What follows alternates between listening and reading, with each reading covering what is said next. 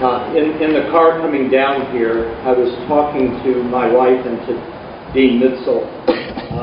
The first time I ever saw this happen was when I was dean of faculties in Texas, and I asked the donor for an amount of money to endow a chair in the School of Theology, and the donor said yes. And I said, well, what do you want us to call the chair?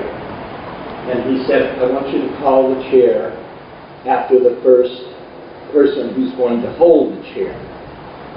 And so we had the William J.C. Power professor in the School of Theology, and the first chair holder was William J.C. Power. I'd never heard of that before, and all of my friends that run schools think it's one of the rarest things. This is the second time at Trinity that this has occurred, which is an extraordinary commentary upon the college. The first time was when Peter Krause endowed the Ward S. Curran Professorship of Economics, and Ward S. Curran became the Ward S. Curran Professor of Economics. The second time is today, where a group of extraordinarily generous donors have recognized Coach Assaiante with an endowed professorship in his name, that he is the first chair holder up. And it's a remarkable thing in the history of American higher education, and certainly a moment of immense pride for any president to have seen it once, but to have seen it twice is virtually unheard of in the little world of American higher education. So with that, I'm going to ask the Dean of the Faculty, Tom Mitzel, to come forward and to introduce our chairholder of a chair in his own name.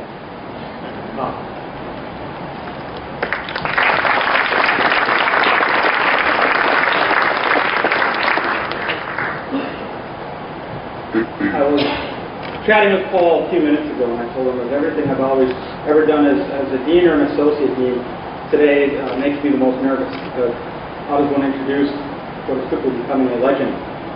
And I'm very humbled and honored to be able to introduce Paul Assaiante today. I first want to tell you that the Paul Assaiante Professorship of Physical Education was established with gifts from alumni, parents, and friends, all in honor of Paul D. Assaiante. And it is the first endowed professorship of athletics ever at Trinity College, which gives you an indication of where we're starting.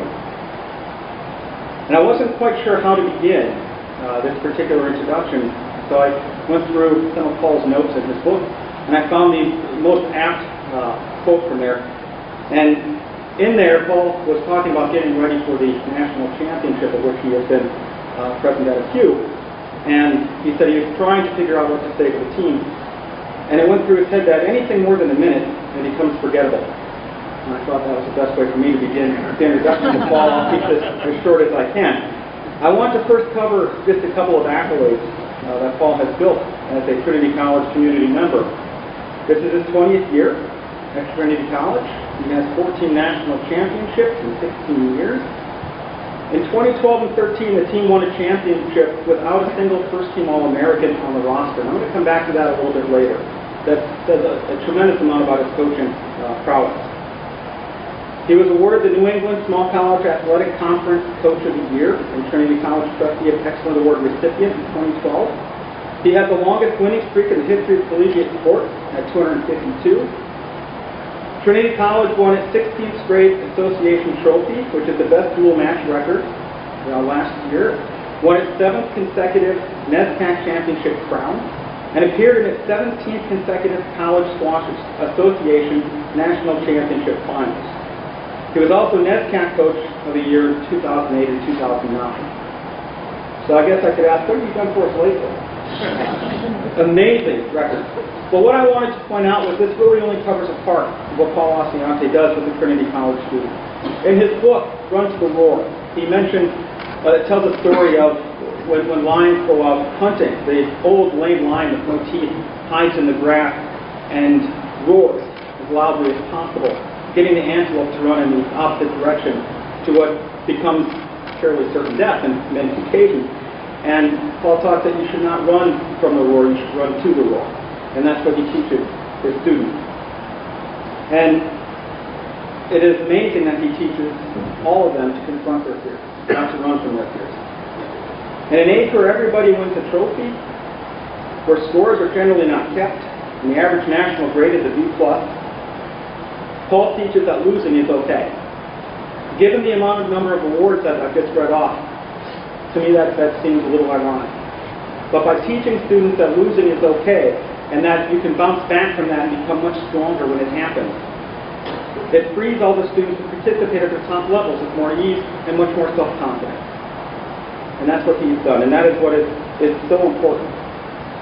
In his book, he has a couple of quotes when the athletes were not doing so well. He talks about losing's not so bad, life will go on. You'll continue to gain strength from this experience. Setbacks can be springboards to success. And his favorite one I like was that people will wake up in China tomorrow and not even really care what you did today. And he puts it all in perfect context. Winning is always easy and fun, losing builds character. And Paul teaches his students how to do both. But he teaches it in a way that everybody understands they have to depend on each other. Very much a team concept. You have to remember your team, remember your family, remember your community, and most of all, remember yourself.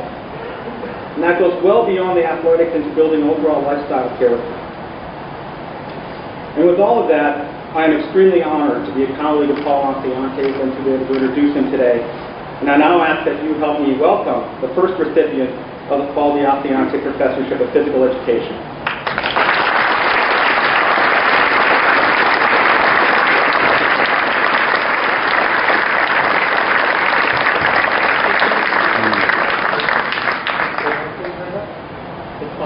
If the people standing behind me can't hear me, let me know. Scream or something. It's mostly the tennis team who were forced to come here today and would rather be anywhere else except at tennis practice. So if you can't hear me, guys, let me know. Well, this is a dangerous afternoon. You've given me a microphone and a crowd, and that never goes well. But you've decided to come and listen, and so I thank you for that. A couple of housekeeping things I'd like to do. First of all, our men's squash team made it to the finals of the national championships for the 17th straight year. I'd like to ask them to stand and please be recognized.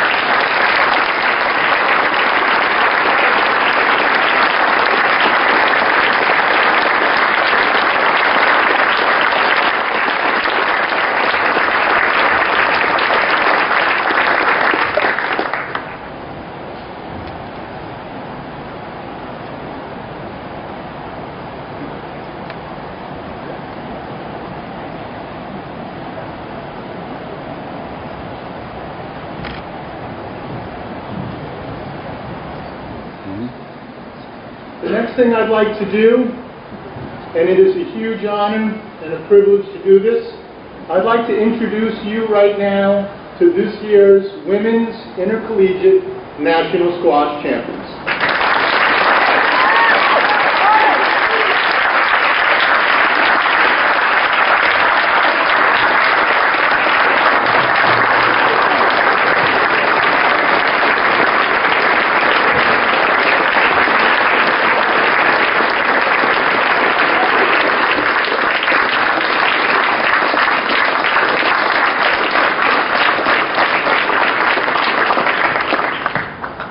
I can tell you that's not happening anywhere else on any other campus in the United States today.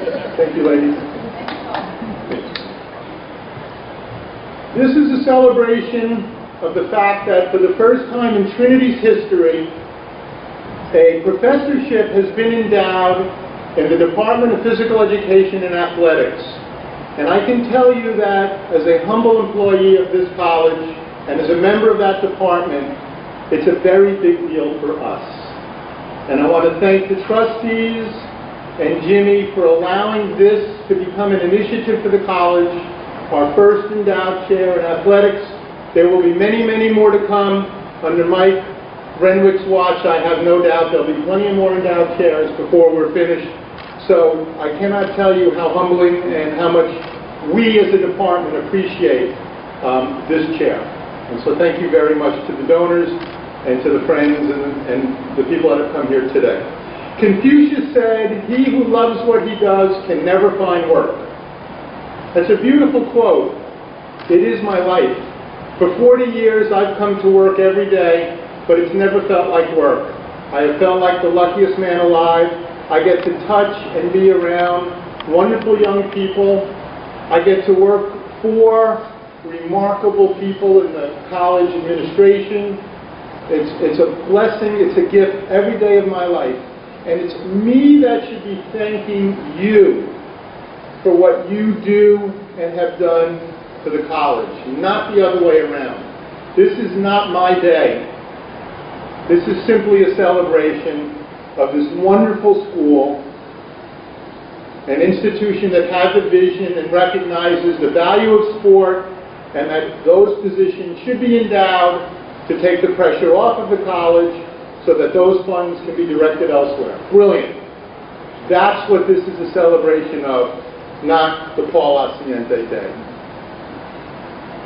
Another thing I'd like to do right now is I would like to make special mention of Jimmy Jones and his wife, Jan.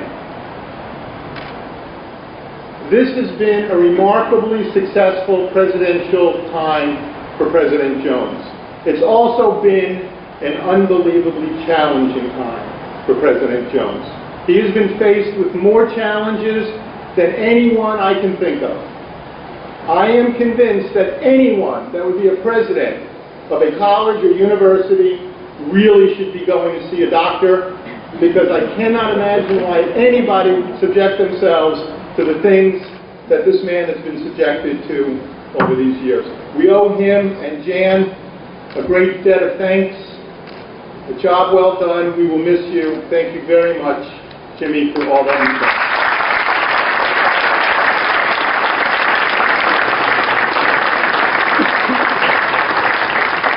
We have many trustees and friends in the room, and I'm afraid if I try to mention a few, I'll probably forget a few, and then that would be even worse. But I want to thank my dear friend of 30 years, Paul Rather, for rushing up here.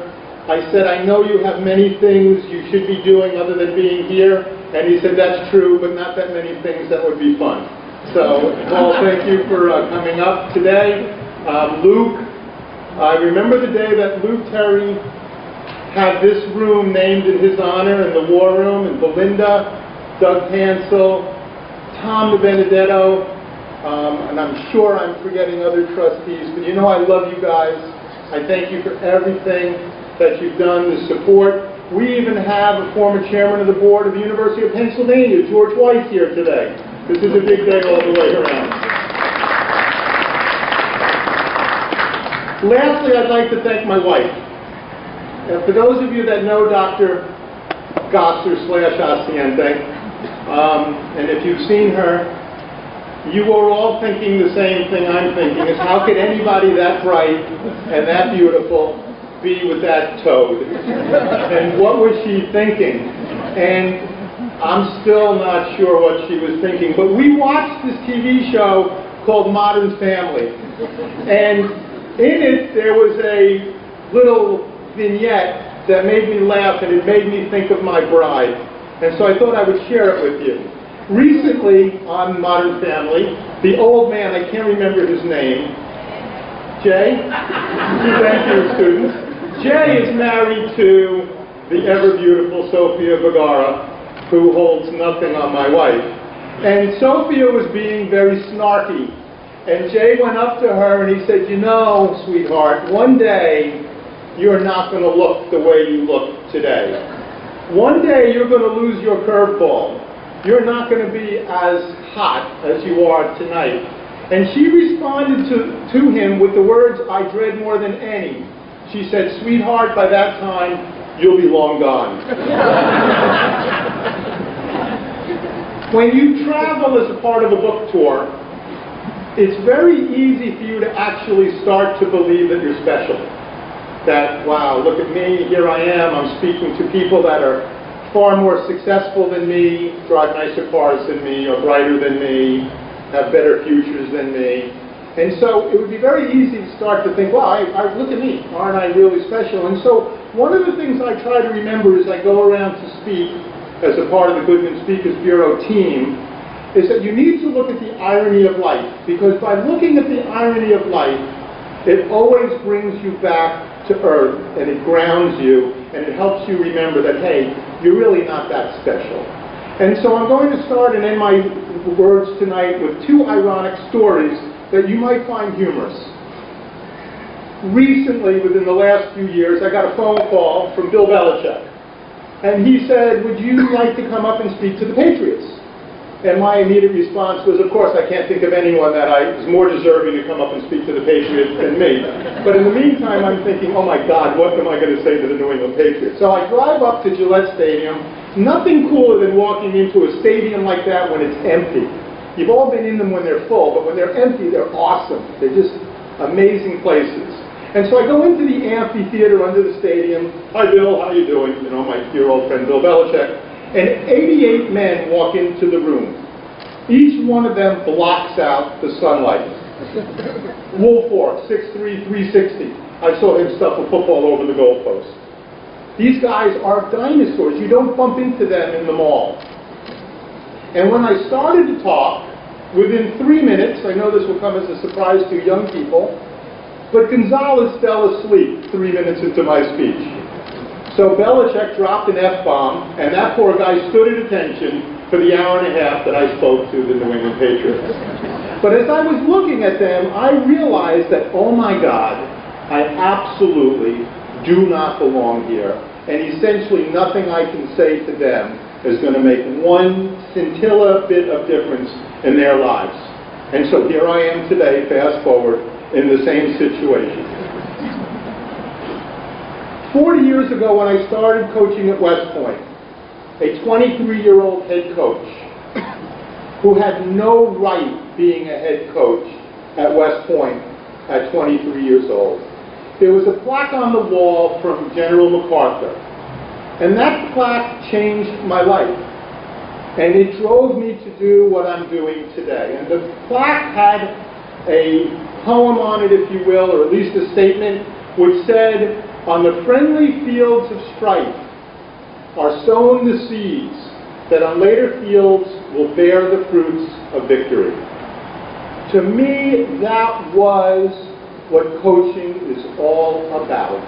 And to that matter, so is teaching. We get to work with young people, and hopefully they learn the valuable life lessons that will make them successful later in life. On the athletic fields, it's a natural paradigm. Every day there's a scoreboard. You win and you lose, you succeed and you fail. You fall in the mud, you get up, you try again. You strategize. If the strategy doesn't work, you adjust on the fly. That's what athletics is all about. You learn to be successful. You learn that you cannot lose your temper on the field. Just like when you walk home, you cannot lose your temper with your partner.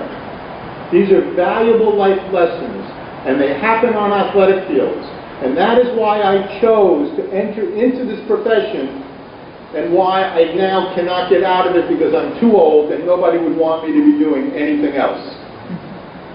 There is a problem, however, that is not a Trinity problem, but is in fact a national problem. And that's what I wanted to speak to you about today. And it's the issue of ownership.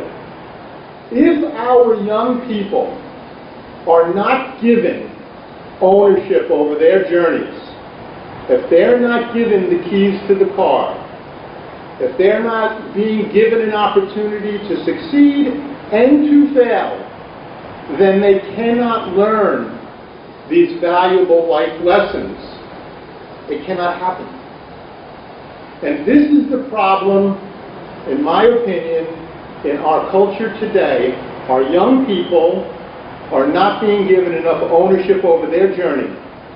Their parents, in the name of love, and it is in the name of love, are not allowing them to be human. They're not allowing them to fail.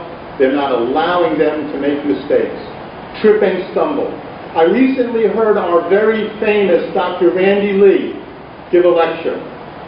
And he said, it's interesting, never before have we seen a group of students come to us who look so perfect, who look so put together, who seem to have it all in place.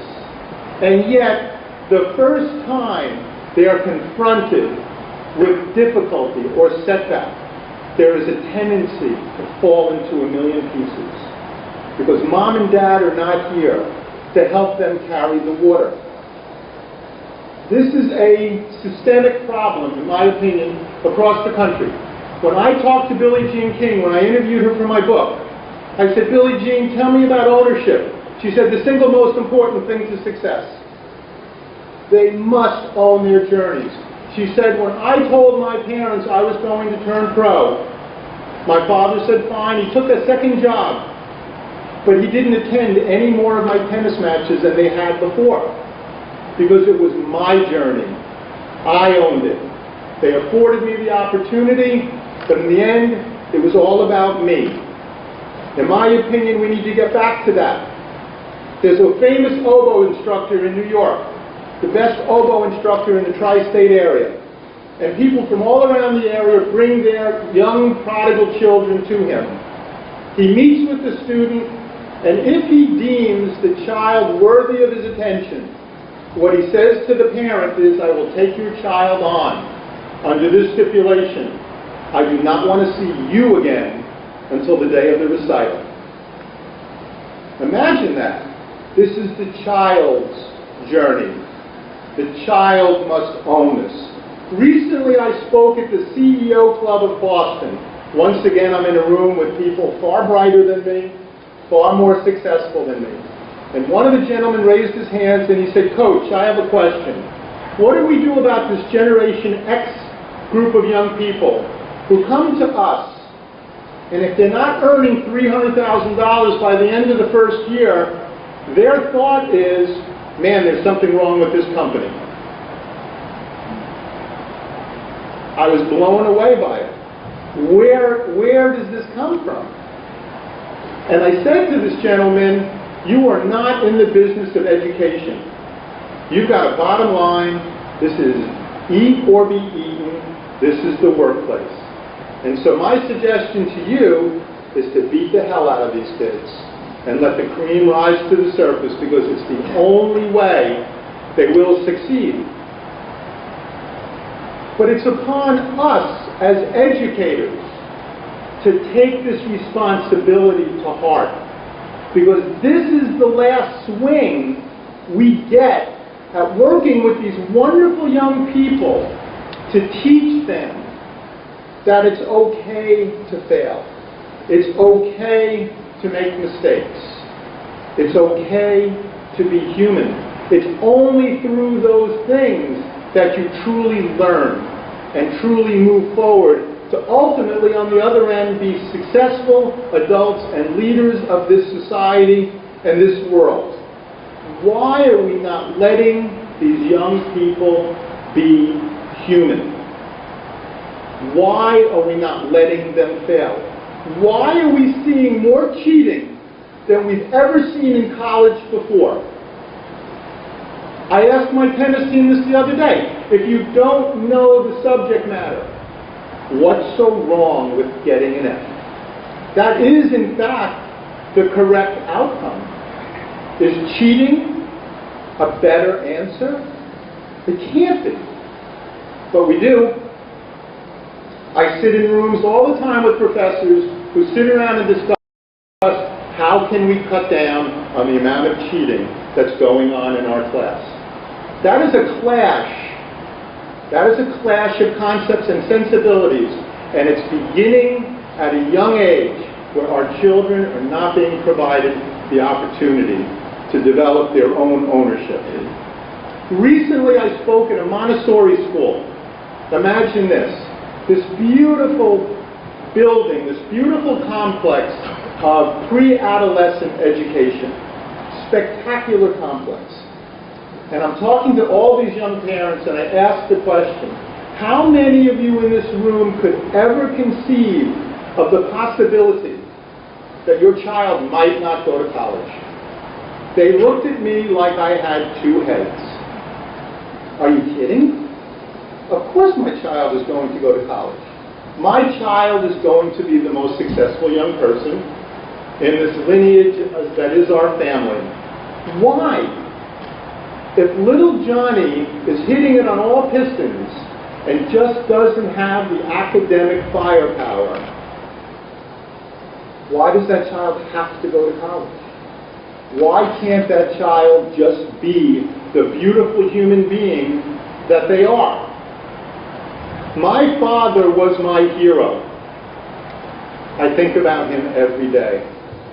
My father was not a very successful man. He wasn't highly educated. He wasn't very wealthy. He didn't have a nice car. He didn't give public speeches. He was just my dad. But he was the greatest man I've ever known. He made the world around him and the people that he touched just a little better. What's wrong with that? Why can't we be that way? My tennis team, my squash teams, you know I love you. You know that. Whether you win or whether you lose, I love you. I say that to you all the time. That's not just words. You know that I will not accept less than total effort. But if you're giving it your all, what's wrong with that? Harvard was better than us this year, men.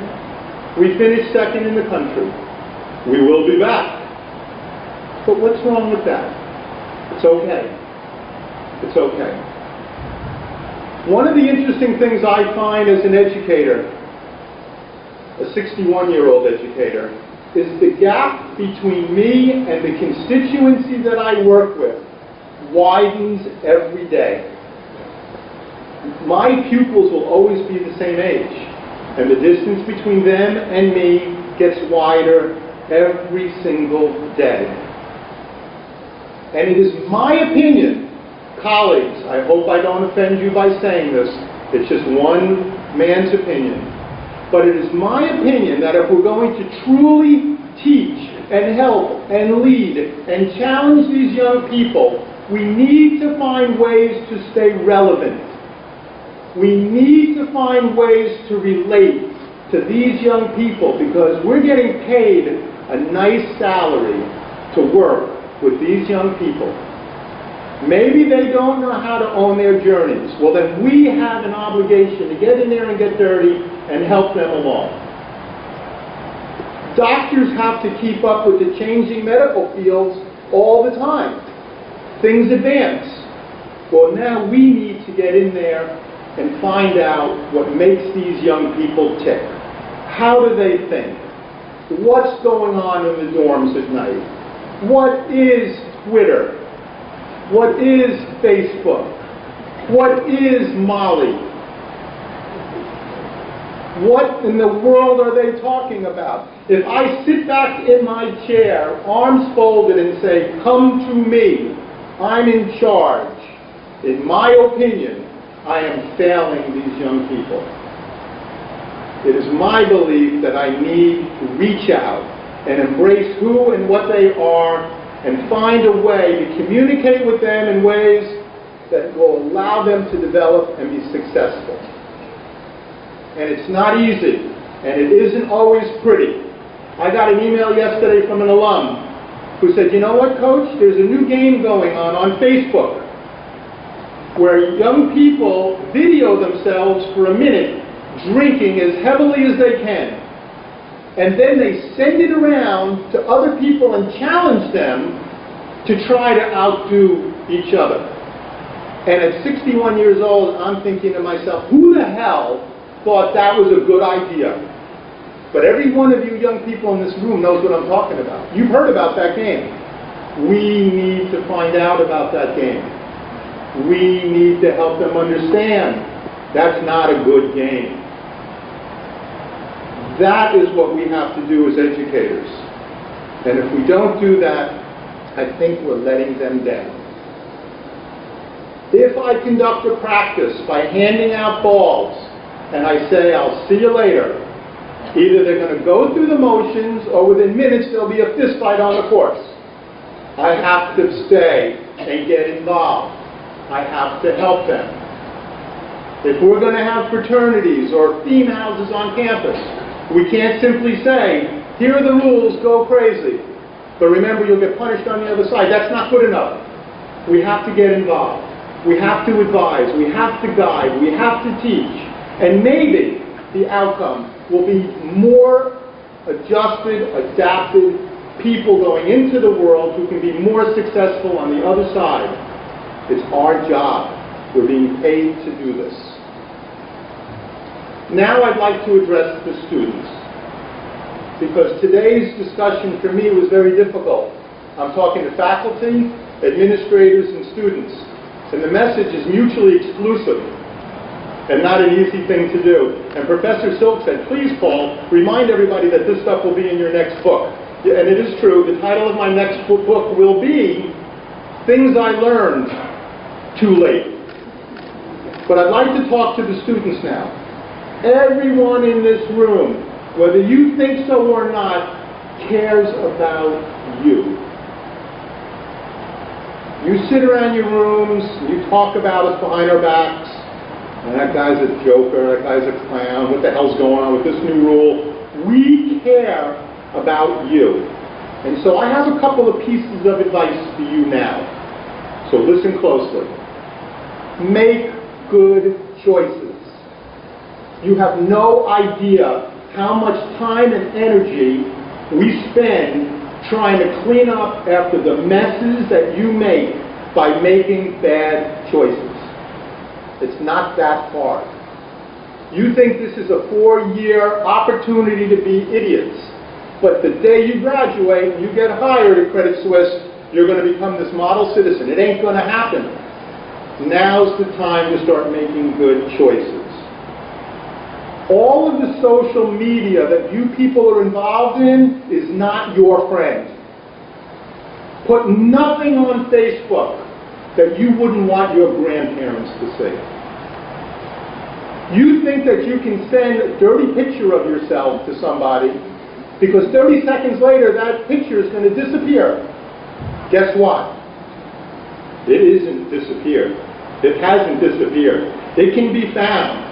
You just can't see it. Not a good idea. Not a good choice. The most important thing I can tell you today, and it comes because we and I care, is never give away control. Never give away control. What is this drinking to blackout? Can somebody explain to me how that's a good idea?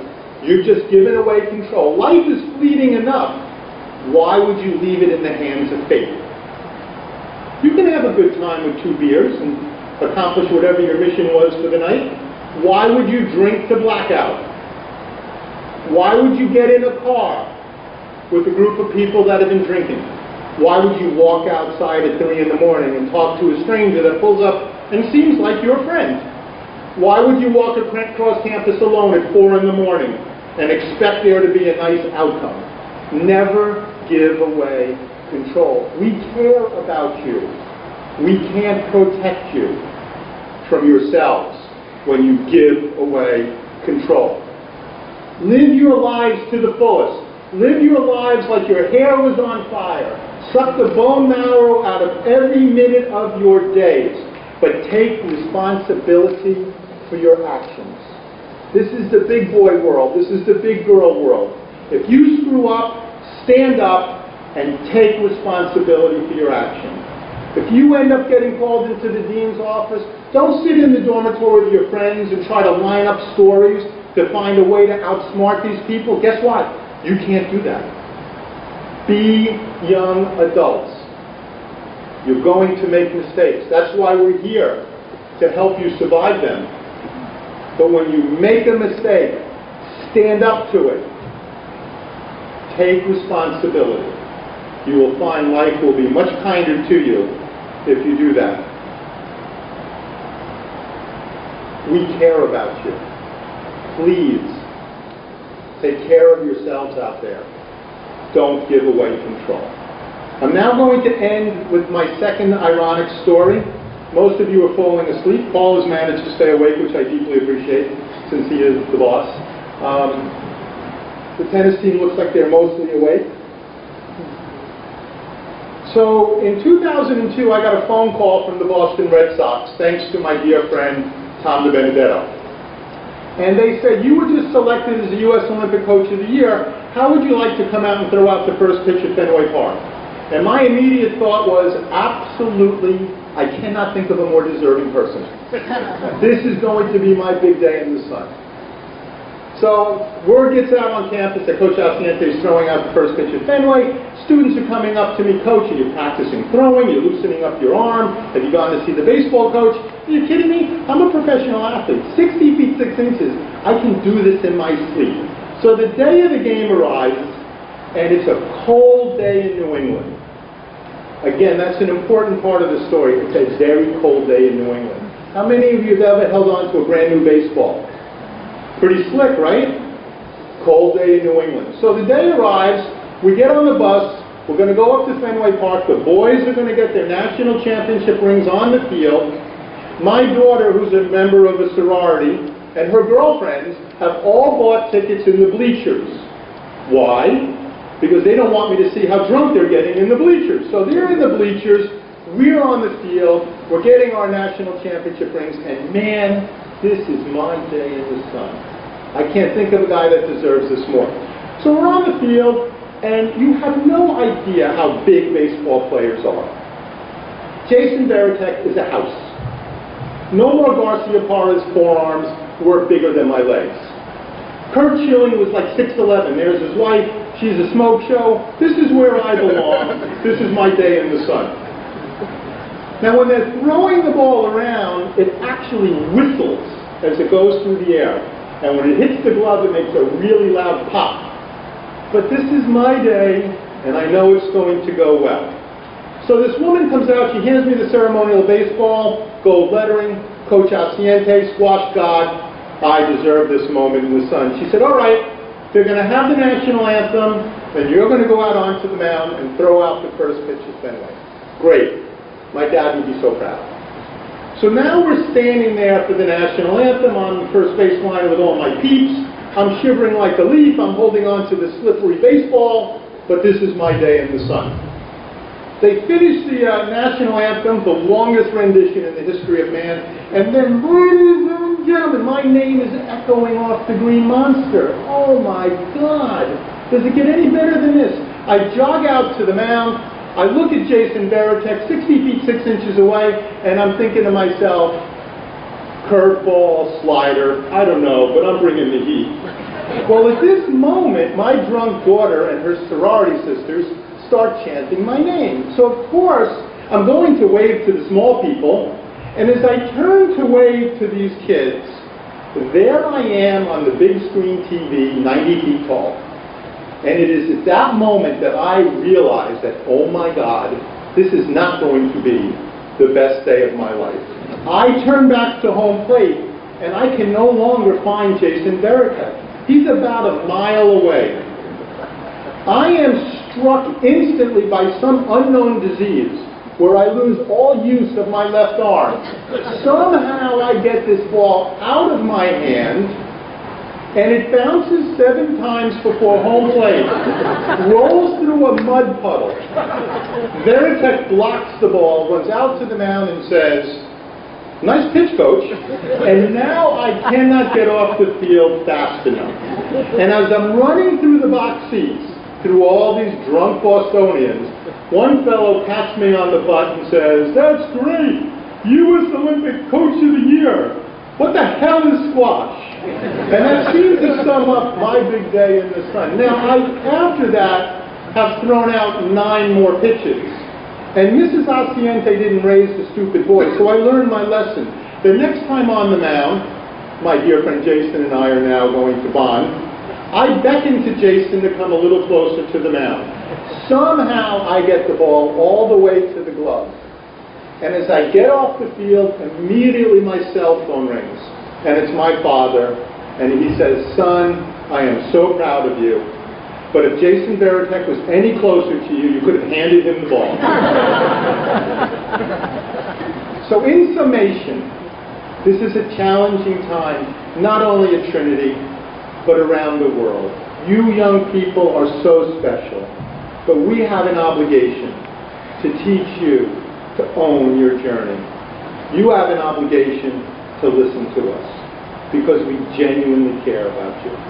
And for me, it's such an honor and such a privilege to work at this remarkable institution, and I cannot tell you how thankful I am. Thank you very, very much.